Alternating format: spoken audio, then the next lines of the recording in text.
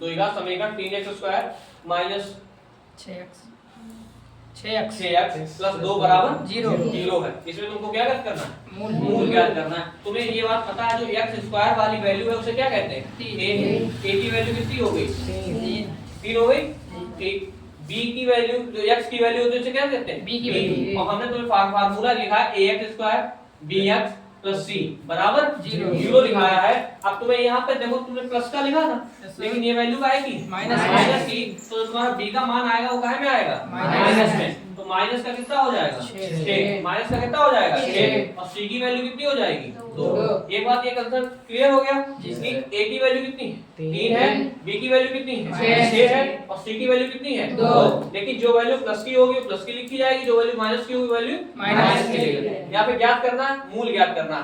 एक चीज और इसमें बेसिक है कि यहाँ पर गुणनखंड और होते हैं, फैक्टर वाला सवाल भी होता है, वो भी समीकरण ऐसे लिखा होता है, लेकिन इस बात का विशेष ध्यान रखना यहाँ पे क्या ज्ञात करने? मूल ज्ञात करने हैं। और मूल ज्ञात करने का एक फार्मूला क्या है?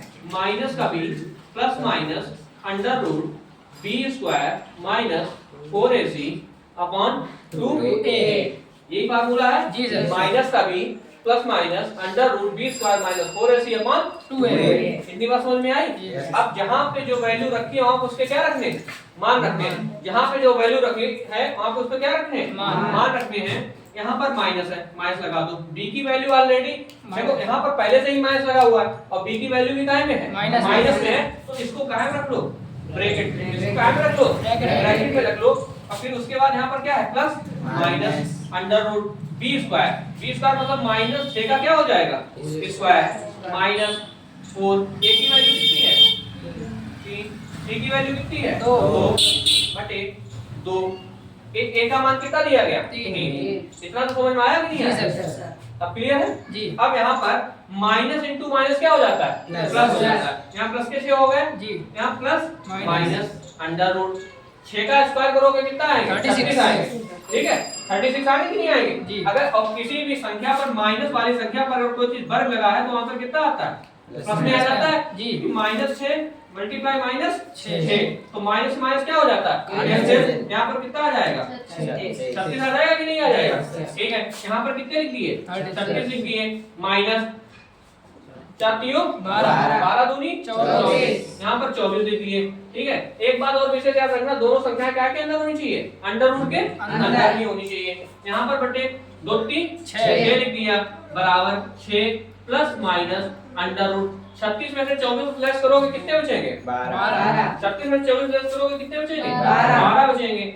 12 बटे कितना हो गया? 6 बटे कितना हो गया? 6। 12 के गुणनखंड करो। देखो कोई संख्या बाहर आती है कि नहीं आती है?